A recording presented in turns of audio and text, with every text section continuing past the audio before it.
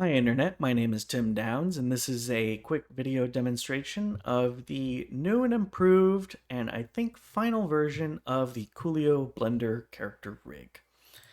So right off the bat, if you use the previous version, you'll see that the UI is pretty different. No more floating panels in the 3D viewer. It's all in the Blender UI here, only in pose mode. So if you're in object mode, you'll start out like this. We won't see it here, but if you go into pose mode, you'll see the Coolio rig panel right here. Here you can select the different layers of the rig, so that way you don't end up with anything you don't want to see, so it doesn't get all cluttered. And it's, I think, a little bit better than this silly layout that Blender has by default. Select layers of your rig. So in the head, what's different now is you can move the target and the head itself and still have this controller for the eyes. Or if you don't want that, you still have the option to just turn that off. Or you can animate both and maintain that offset without any issues. All the offsets have been fixed, so that way you can animate something that's constraining one bone and then animate that bone and create a keyframe for each of them. It won't glitch like before. I made sure of it. That's the case with every controller here like that, unlike last time. Especially in the face, we had the lip sync panel over to the side here last time. That's gone now because the action constraints kind of cause some weirdness when you try to animate these individually. But I don't think that's too huge of a deal because you can always just animate the jaw yourself, animate the chin yourself, and then animate both sides of the mouth her own, and it wasn't even driving that many different shape keys and actions for the mouth when you used the lip sync panel that was over here. So I think that that was a decent sacrifice to make.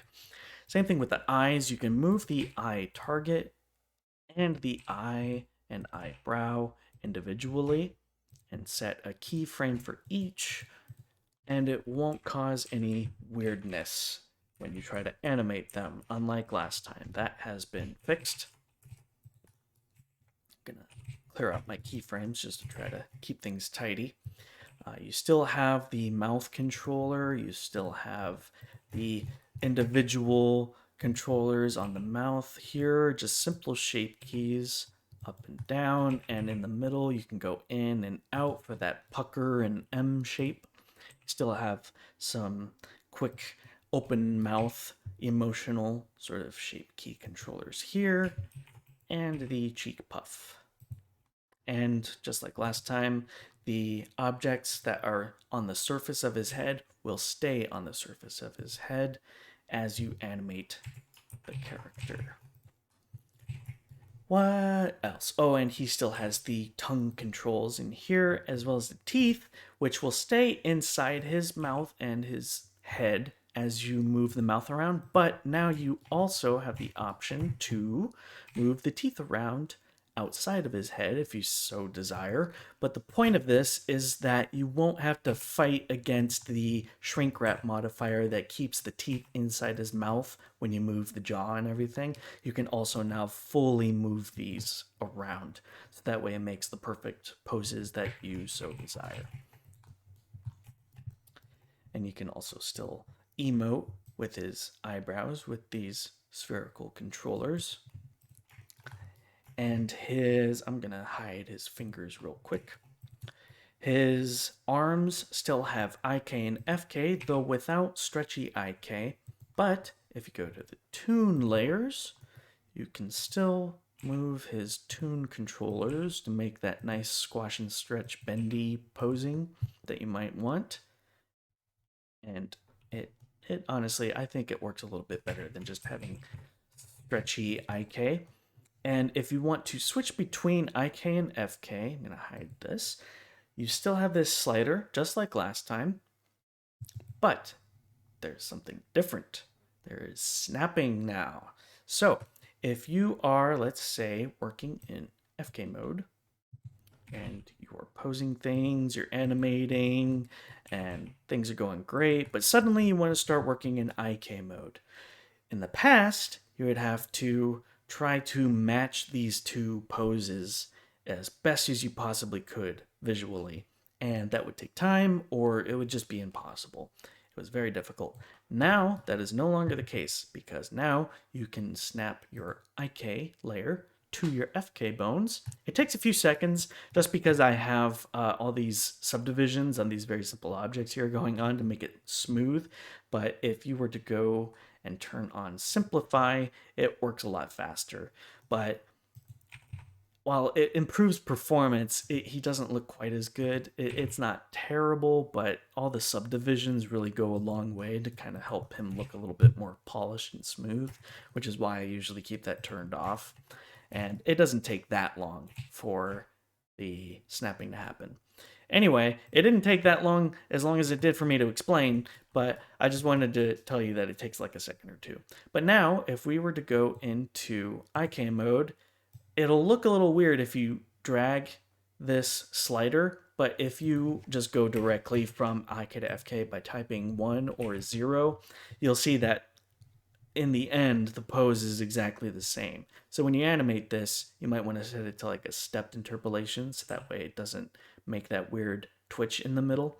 But it's exactly the same pose. The IK pole is now exactly where the elbow is. Now you can start animating that, but it's exactly the same visually. But now you're in IK or FK mode. And it works both ways. If I were to pose this in IK,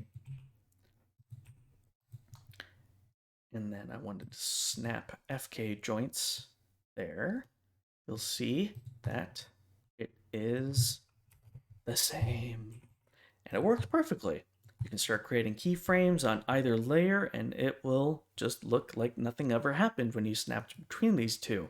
Unless you click and drag this and interpolate it linearly, then you're going to see some weirdness when you have the same pose, but if this is set to like 0.5, it'll look a little strange, so you might want to keep that in mind when you're animating him.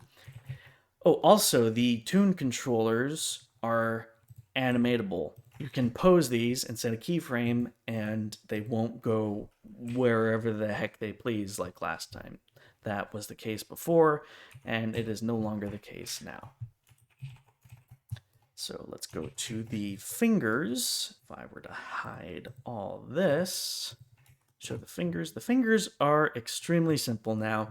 There is no finger spread, and the first knuckles don't curl all the other knuckles. That might seem like a big sacrifice, but honestly, if you were to just go into individual origins mode with the selection, select each knuckle, it's the exact same effect. And I think that is a fair sacrifice because all of the action constraints and everything on the bones last time caused a lot of weirdness. But I do plan on making a more advanced rig for hands in the future. But for the case of Coolio, he's meant to be so simple, and his hands are just so like undetailed. I thought that to make his hands really complicated rig wise would just be overkill, and I just wanted to keep things within scope. So if we move on to, I'm gonna show the lattice of the head real quick. So if you so desire, you can create a little bit of squash and stretch with his head with these lattice controllers as well. This can kind of break your posing or make things a little difficult if you go overboard, but you can still get some really cool stretchiness with these controllers on his head. I find it's best when you rotate them to get that tiny bit of extra like exaggeration, like he's surprised or he's confused, if you just rotate them. But you can still also select both of these and say I want to make it look like he got punched in the face really hard or something. You can completely flatten his head, and his mouth rig and everything will still work exactly the same. Even his eyes will still stick to his head just like before. So you still have that little bit of extra cartoonish control of his head with this lattice layer revealed. And what else? We still have his spine is exactly the same as before. I didn't even have to change anything. It's still got this FK controller here, so if you don't like posing each portion of his spine, you can always just move that as well as this midsection here. Or you can use the FK controllers, that way you can move each segment individually. And he still has the pelvis control, which you can rotate and move. And his legs have FK and IK now. Before it was just IK because I assumed that no one would ever really need FK controls on the leg practically, but that is not the case. In doubt, you should always just assume that the limbs should have both FK and IK because you never know what an animator will actually need when they're using your rig. It's always better to just try to provide that versatility. So, with that out of the way, the IK layer still has some interesting things going on that I changed up a bit. So before, these controllers back here at the heel would just do the toe lean and the heel. But now, if you were to go even further here, he goes on the toe and then go further, further, further. He starts to make sort of a stepping animation right on the tip of his toe. This will make walk cycles a lot easier. So that way, all you have to do to just start animating him stepping forward or lifting his foot, you just rotate this really far and it'll get that full sort of half step animation right out of the way.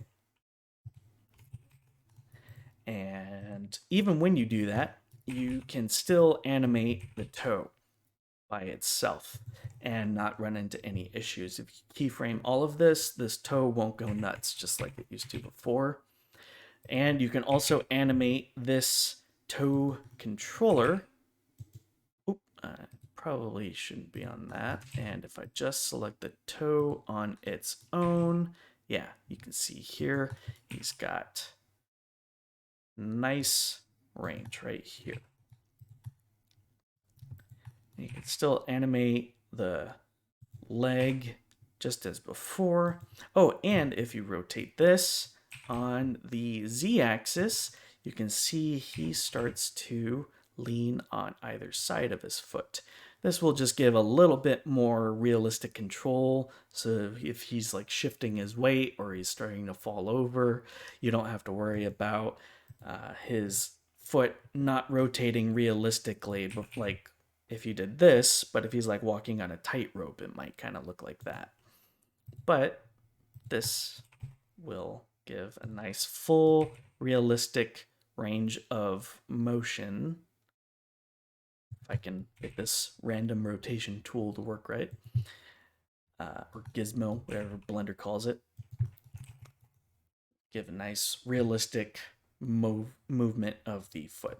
Now if we switch to FK mode, it's about as simple as an FK chain can get. It's the exact same as the arm. Oh, switch to FK. Just like before. And we still have control over the toe. And just like the arms, you've already probably noticed, we have IK FK snapping. So if I go to IK to FK, and then switch it back to IK, it does that weird movement. Like I said, if you just use a stepped interpolation or you just type in 1 or 0, you'll see that there is no difference in the pose, but now we are in a different mode. Perfect. And even the toe stays the same. The pull, just like on the arm up above, you might want to scale this controller up. I thought I might have scaled it enough, but it still seems a little small. But it's still the exact same as the elbow when you switch IK to FK. It just goes straight to the knee, but it'll still maintain that pose like you did in FK. And you can also even animate the foot in IK mode, move the toe and all that. And if you switch to FK, it'll look exactly the same. And if you create a keyframe off of all of that, it also won't glitch out just like before. Or it won't glitch out like it used to before. Also, the same stretchiness issue as the arms up above. You can't really, if I enable this, you can't really use a stretchy IK on anything anymore, but you still have total control using the tune layer. However, on the foot, you will have to keep in mind that the toe is independent of the foot. So if you're trying to stretch things out, you'll want to grab the toe controller as well.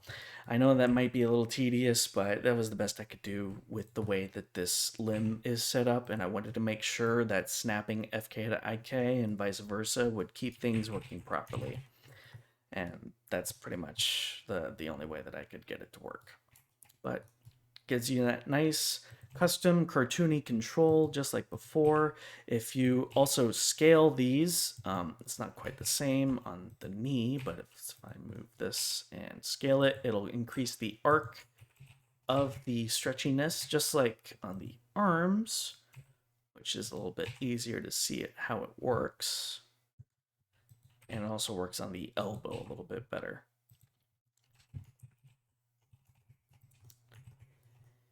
And just like before, you still also have the eyebrow tracking. So if you move the target controller for the eyes, you'll see the eyebrows lag a little bit just to look a little more realistic. But if you want them to stay perfectly still, set it to 0, the eyebrows stay still, or set it to the maximum, which is the same as the eyes, which is 0.33, and it'll follow them exactly. Or set it to the default, which is 0.2. And same thing with the chin, just like before. You can just set this down to 0 and it'll kind of make that nice chewing movement where the lips stay closed, or you can let the lips open as you open the mouth. And the same thing when you move the overall mouth controller, it'll sort of create its own sort of more cartoony chewing movement. And that's the rig. When you download this file and you open it, you might get a pop-up that says allow to run custom Python scripts. Click yes. I've never heard of a Blender Python script causing like any sort of like scary issues before. Maybe that happens, but I've never run into that. But this is all running in a Python script right here. So when you download it, you might get a pop-up that says run Python script. This is a custom script. Is it safe? Click yes, and then you can use this layout. Otherwise, it's not going to work at all. You'll just be working with what you see, and you won't have any of this control. You won't be able to hide or unhide layers. But all of this script I worked pretty hard on with some help using tutorial references and things like that in my own research. Try to get it to work as it should. You won't have to install any add-ons or anything. This is an internalized script in the Blender file. So as soon as you open it, go to pose mode, should see the Coolio rig layout here. I tested it myself on another computer just to see if that works, and it did. Just have to make sure that you've got Blender preferences enabled to run Python scripts that you haven't written yourself, which should be on by default, I think. So yeah, that is the new Coolio rig. He is pretty similar to before, except now you can actually animate everything in him, unlike last time. Terribly sorry about that. He has a much better UI. He has IK to FK snapping, which I am so proud of. I love how it works. It simply works so seamlessly. I am really happy with how this turned out. I spent hours just messing with things to make sure that every time you snap from FK to IK or the other way around, it doesn't change anything at all. If you zoom in real far, you might see a tiny shift when you switch between the two, but I did everything in my power to make sure it is practically, like, it's totally negligible. I can't see anything when I did that just now. Of course, when you snap between these two, you might see a little movement, but that's why you just type in 1 or 0.